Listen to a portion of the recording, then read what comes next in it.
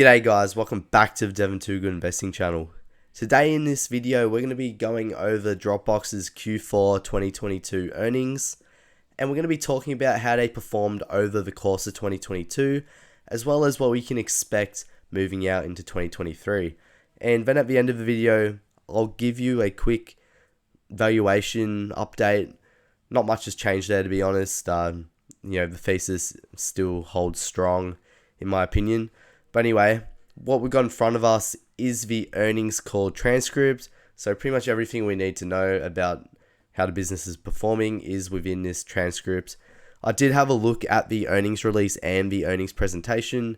And yeah, I think this transcript here sums up those two documents quite well. So the first part of this transcript is the CEO, Drew Houston, going through sort of the business performance. He says that there's 3 strategic objectives that they're trying to focus on to fulfill the long-term vision of Dropbox. That first is to evolve their core FSS product by driving retention gains and by improving monetization through better conversion of their free users and through pricing and packaging. If you know anything about Dropbox, they got a really large free user base. I think it's like 500 million people, which is quite incredible. And they're looking to try to transfer those 500 million people into paying users. Currently, they've got about 17 million paid users. And they're looking to do this by improving their pricing options as well as the packaging options that they have. The second key objective has been to expand workflows beyond the core FSS, business, and they're focusing that around documents and videos. And then the third objective is to drive operational excellence and improve efficiency. This is essentially improving margins to then in turn improve cash flow, and obviously the greater, the more cash flow this business can spit out, the more opportunity there is for capital to be returned to shareholders. So pretty much they've added a 4th strategic objective, and that is AI and machine learning. And they think they can improve the core Dropbox products by implementing something called universal search. This is pretty much a way to consolidate searching, and pretty much instead of having 10 different sort of search bars for different things, it's all put together into the one universal sort of search bar. But obviously this is early in the works. So if we go into these 4 core sort of objectives here one by one. So starting with the first one, they've really been focusing on improving the user experience, particularly on mobile. A lot of people, especially small businesses and freelancers, rely on the mobile side of the business. Also, a lot of the free users, the users that aren't paying for the Dropbox product yet, a lot of them are on the mobile platform. So they're looking at trying to transfer those users by improving the mobile experience. Regarding mobile, apparently they observed an uptick in churn from Plus individuals that they witnessed in Q3, which continued into Q4. Largely due to recent mobile operating system changes, which increased transparency around subscriptions. So a lot of these operating systems, they're pretty much warning you that they're pretty much bringing it to your attention that you have these subscriptions. You know how it is. A lot of people have subscriptions they don't even realize they'll be paying for it. It'll be getting taken out of their bank account every month. They don't even know. They don't even realize. However, now, these operating system changes is bringing this to their attention, and they're like, oh, hang on, I haven't used this, subscription for a while. Let's get rid of it and save some money. Well, that's what we're seeing here. Hence an uptick in churn. But they are, working on trying to improve this. And anyway, in the last quarter, we discussed our full quarter's progress in rolling out new plans for our standard and advanced team customers. As a result of that, they're seeing a net benefit in annual recurring revenue, ARR, But they also saw incremental headwinds in Q4 from some of their larger team customers reducing license. And this is pretty much due to the tough macroeconomic environment we're seeing as sort of demand wanes off in the economy. A lot of companies are looking to reduce their software spend, and that's just natural. So the business is looking to invest into security, and in Q4 they acquired an asset called Boxcryptor. Boxcryptor is a provider of end-to-end zero-knowledge encryption for cloud storage services, and over time they're looking to embed Boxcryptor into their core business. So the second objective is to expand their workflows beyond their FSS business.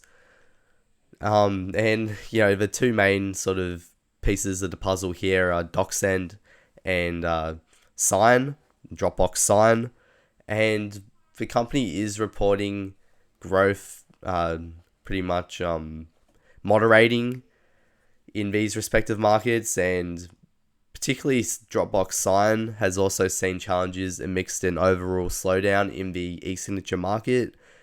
And this is due to increasing competition, and it's not a real surprise here. You can, if you just look at DocuSign's earnings lately, you can clearly see there's been a slowdown in this market.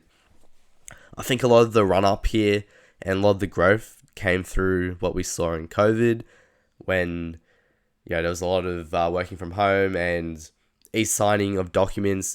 Even though it's still very relevant now, a lot of that growth was already, it came earlier than expected. So, look, it's not much of a surprise. If we keep going down, they also acquired a new business. This new business is called FormSwift. It's a cloud-based service that helps customers create, complete, edit, and save critical business forms and agreements. This, pretty much what they're trying to do is they're trying to add more optionality to Dropbox, add more value to Dropbox, which they're then hoping will reduce customer churn, which should lead to stickier revenues, and then incremental sort of new users added to the Dropbox ecosystem, which then leads to higher cash flows and so on. Carrying on, in closing, 2022, they say it was a solid year despite challenges from the macro environment, and they pretty much remained focused on their main objectives of operational excellence, improving efficiency, doing smart acquisitions to improve their ecosystem, and obviously returning capital to shareholders through share buybacks. But that's pretty much it from Drew Houston here. Now on to the CFO's comments. Timothy Regan. He comes out with total revenue. We're looking at 5.9% year-over-year revenue growth, and on a constant currency basis, 9.2% year-over-year revenue growth. This is fine in my opinion. This is about as much as I would expect. Satisfied with this.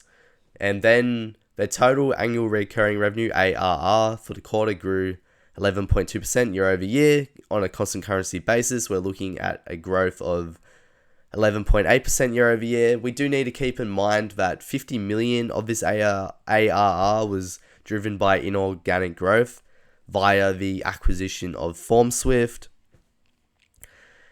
They exited the fourth quarter of 2022 with 17.77 million paid users and added approximately 230,000 new paying users in the fourth quarter. However, a bit of a red flag here. Over 200,000 of these paying users stemmed from their acquisition of FormSwift. So there was only, in terms of organic growth, there was only 30,000 new paying users added in the fourth quarter, which is way down from sort of what they were adding in previous quarters over the last year. They were adding sort of 200,000 new paying users organically each quarter. So for this to drop down to 30,000 in this quarter, I think it just, it is a bit of a red flag. A lot of their growth is, it's meant to come from adding these paid users, like converting the non-paying users to paid users. So this is something we need to monitor. And there was a comment later in the earnings call that sort of addressed this, and we'll get to that when we get to that. So excluding FormSwift, additions to paying users fell below our expectations, driven by two main factors. First was the churn of a large education customer, where I'd note that these customers have a very low ARPU and hence an immaterial impact to our total ARR base. Pretty much what he's saying is that they lost a fair amount of customers here. I believe a large university quit Dropbox. However, the university itself was paying a very low average revenue per customer, so it doesn't really affect the business too greatly. And then the second factor was around softness regarding their Plus and Teams plan, as they continue to see increasing macroeconomic headwinds, as Drew mentioned. And specifically, they saw softness in our Plus SKU, particularly on mobile. But yeah, of course, you got to remember that they also raised prices on some of their plans. So keep that in mind.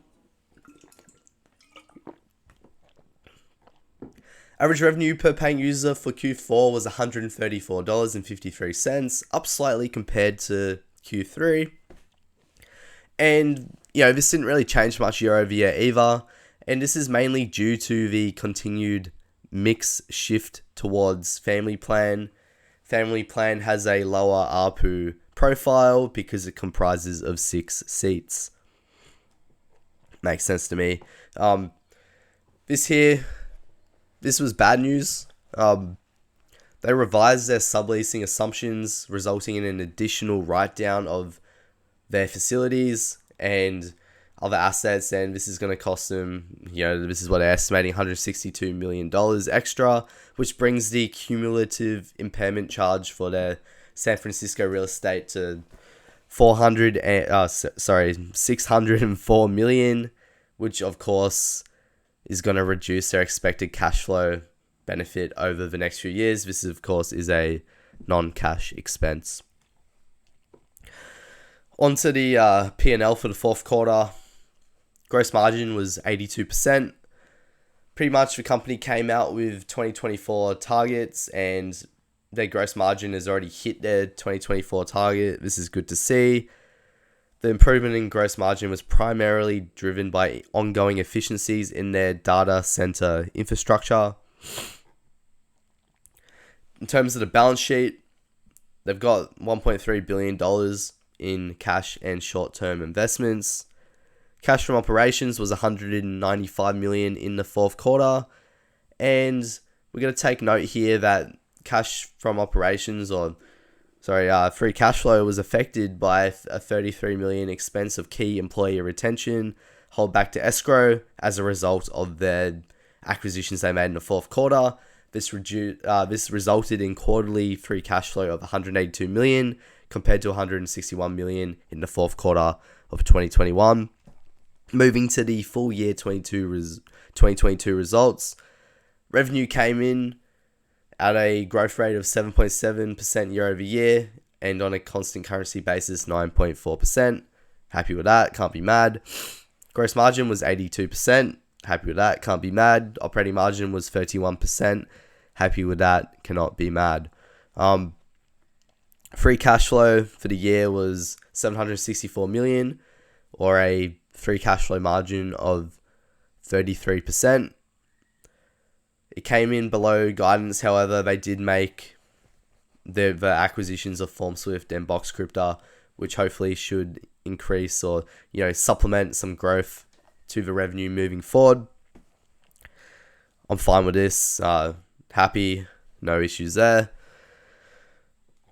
Keep going along. So moving on to guidance, they estimate for the full year of 2023, FormSwift to contribute approximately 2.5 points of growth. They expect gross margin to be between 81 and 82%. And in terms of cash flow for the year, they expect cash flow to be in the range of 825 million to 855 million, and this includes approximately a $23 million cash outflow due to acquisition-related deal consideration holdbacks for DocSend and Command E. And they're also got hit with a 50 mil approximate headwind as a result of a new tax legislation that came in. In terms of diluted weighted shares outstanding for 2023, they expect it to be in the range of 356 million to 346 million to 351 million shares. Obviously going down. The company is aggressively buying back shares with their free cash flow.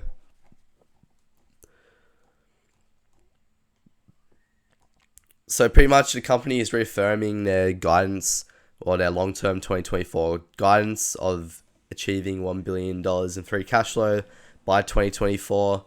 And they say they continue to have multiple ways to achieve this target, despite some of the headwinds in the macro economy, as well as headwinds from the new tax legislation that the company is facing. Now, there's a couple of notes here from the Q&A. There's only a few here that I picked out. Pretty much one of the analysts asked, obviously the macro headwinds are hitting their net new paying users per quarter. He pretty much asked what we can expect moving forward. And essentially we got told in the neighborhood of roughly 100,000 net new paying users per quarter, with ARPU expansion being more pronounced in the year of 2023. So that's that there. And then there was one more point that I thought was insightful. Let's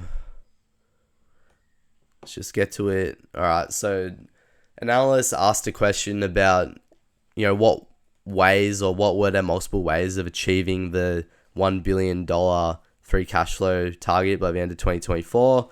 And they said they have several organic initiatives, including improving our file sync and share business. They also have inorganic opportunities, which pretty much means acquisitions. And they're also looking at ways they can drive more efficiency in the business. And of course, there could be exogenous factors outside their control, such as R&D capitalization, as well as FX sort of turning the corner and actually providing a tailwind for the business. However, those things are outside the control of the business.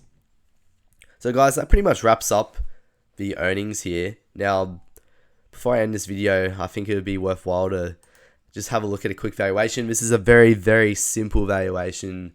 You definitely should not copy this. But I think sometimes, this is pretty much a back of a napkin sort of style valuation. It's best to keep it simple sometimes. I think the company is going to hit that $1 billion in free cash flow by the end of 2024. I think they'll have around 350 million shares outstanding in 2024. This is very conservative. They're pretty much already at this at the start of 2023. And then a free cash flow multiple of 15. I think it's quite reasonable for a business like Dropbox with very stable recurring revenues and modest revenue growth and high margins. It's a good business. It's stable. I think 15 times free cash flow is pretty okay for this business. So that gives us a price target in 2024 under these assumptions of $42.86, and from the current share price of $21.22. This should give us a CAGR over the next 2 years of 42% per year. So that's what I'm currently sitting on. I'd say overall for this business at the moment, we just need to watch their progress towards that $1 billion in free cash flow. We need to also watch how aggressively they're buying back shares. We also need to watch their stock-based compensation to make sure that isn't eating into our buybacks too much. And then also we need to watch the ARR revenue growth. Pretty much watch the ARPU and make sure that they're adding new net paying users. Obviously this has dropped off a bit, but it's still something to watch out for. I think the thesis still holds, despite these challenges at the moment. So guys, thanks for watching. Have a good one. Like and subscribe. I'll see you in the next one. See ya.